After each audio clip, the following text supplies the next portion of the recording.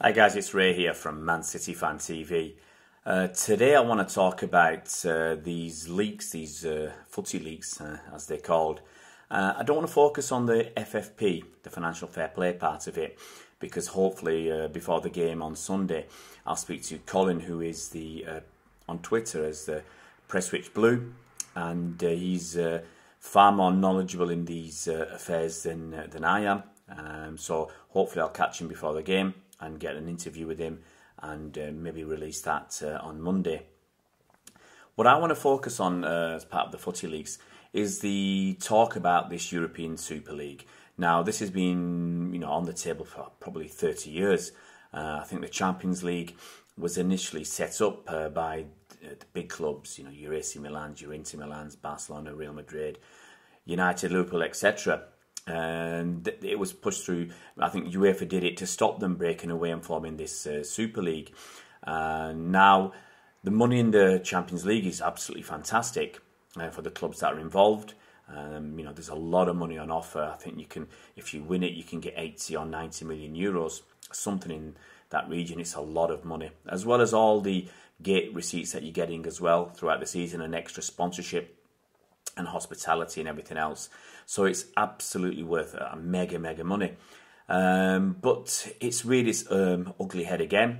It seems that clubs have been talking behind the scenes, the usual suspects, and I think they've included City and PSG because realistically speaking, they've got to include City and PSG. We've got a lot of money behind us. We've got a lot of good players behind us. And in the last few years, at least, we've got a lot more support around the world behind us as well. And that's all that matters. It's what's around the world. It's the money that the clubs can make. And that's all they're interested in. They're not bothered one iota about the supporters. And you've seen that anyway. We feel that supporters at home, your local support who actually go to games, they seem to be valued less and less because the amount of money that comes from gate receipts far exceeds, the amount of money you get from gate receipts is far lower than what they're getting from TV money. And TV money is where it's at these days in sponsorship around the world.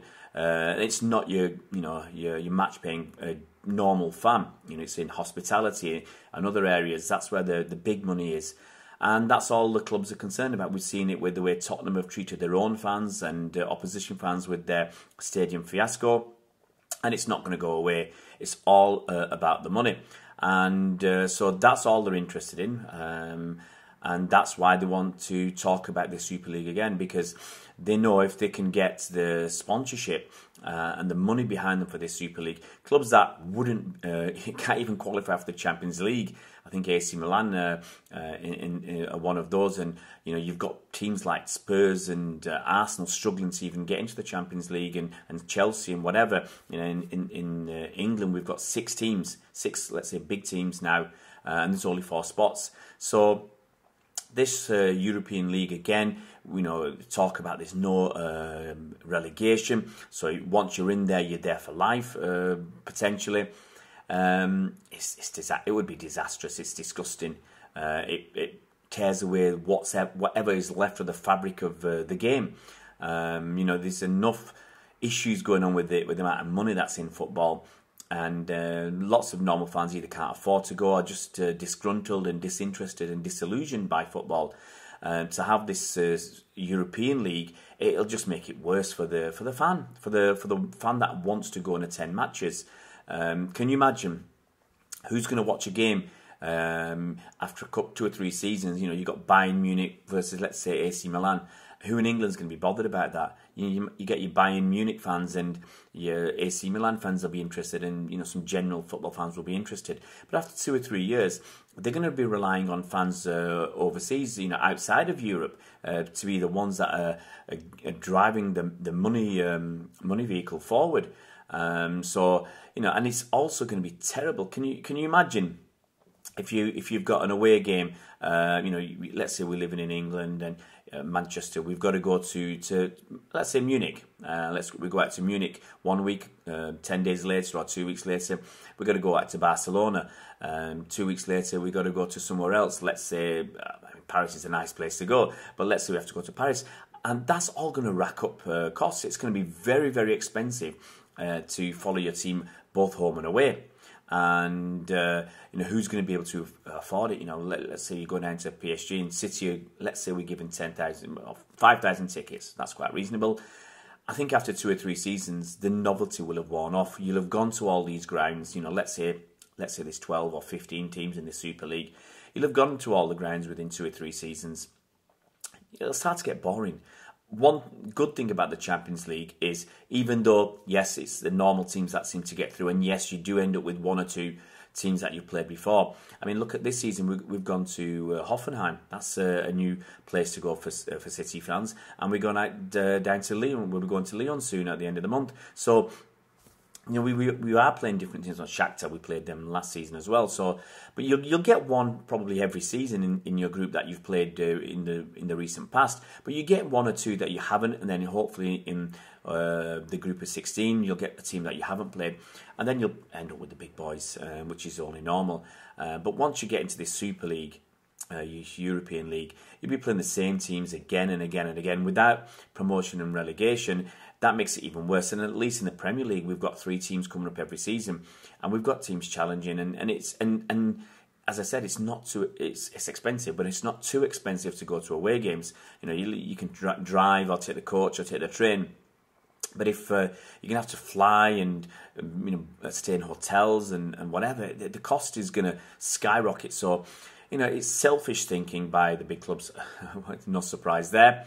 And I think if they go down this path, I think the game as we know it is going to collapse, and these clubs will be kicked out of the domestic leagues for sure. They'll give other teams a chance, but all the top players are going to want to play in that breakaway league. So what's left in your local league? Okay, your talent pool might be smaller for your better talent, but it'll soon steady itself out, and maybe FIFA will turn around and say, if you're playing in those in the Super League, you can't play for your national team. I can see it becoming a mess very, very soon, very, very quickly. I mean, you've already got the potential fight between UEFA and FIFA, with Infantino at FIFA wanting to have this 2-year period between World Cups, every 2 years rather than every 4 years, an expanded Club World Cup. To 16 teams or something like that, and to make a bigger tournament, because that's where they get their money from these tournaments. So absolutely ridiculous ideas, and UEFA are obviously going to fight against it. And you might see UEFA hitting back by saying, okay, for our European Championship, what we're actually going to do, we're going to invite teams from around the world as well, the best teams from around the world. So you could imagine you could have 16 teams from Europe, and they could invite Brazil, Argentina, the United States, 1 or 2 teams from Africa, 1 or 2 teams from Asia, and suddenly you've got a 24 team tournament, which is like another World Cup. So there's going to be some fallout soon anyway with the big bodies in Europe, big bodies around the world, UEFA and FIFA, and all this is quite distasteful. The money, and it's driving your average fan, your working class fan, away from football.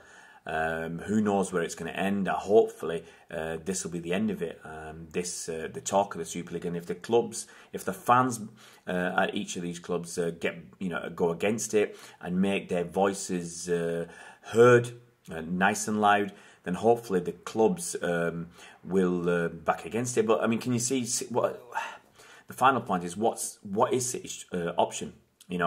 If 12 teams break away, for instance, and City say, no, on principle, we're not going to do it, it's the wrong thing to do, then as a business, as a money-making vehicle, they're just going to lose a lot of money.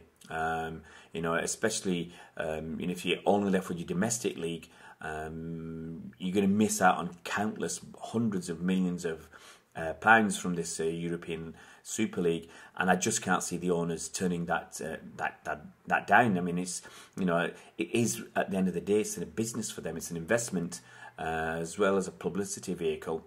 But if you're offered £300 million or something to play in a European Super League, that's very difficult to turn down. So I think City don't want to be on the outside looking in when there's so much money available. So it's absolute terrible situation.